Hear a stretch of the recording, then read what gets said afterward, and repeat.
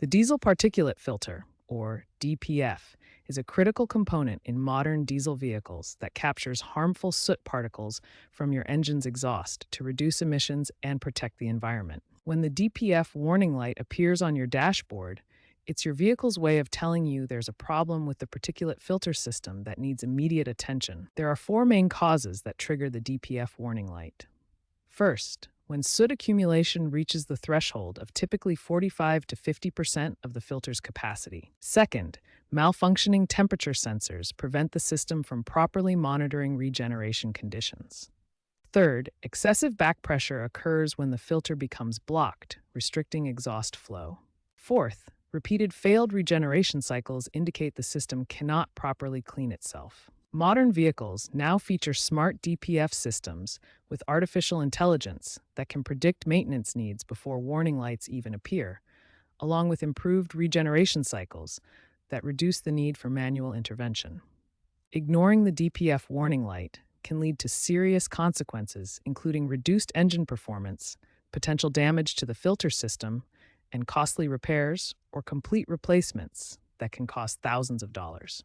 The first step in diagnosing DPF issues is connecting an OBD scanner to check for specific fault codes.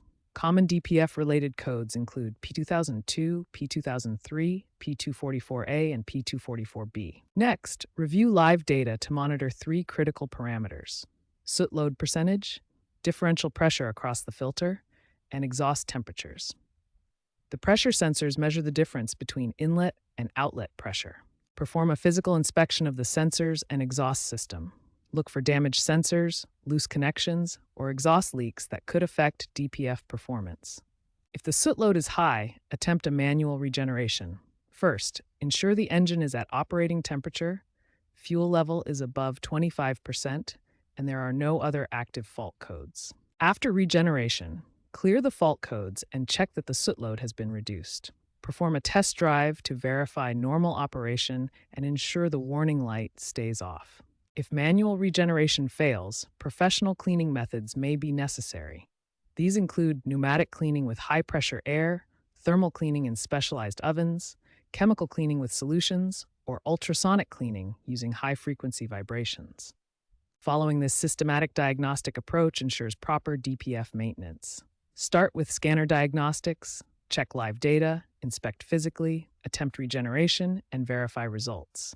Professional cleaning is available when regeneration fails to restore proper function.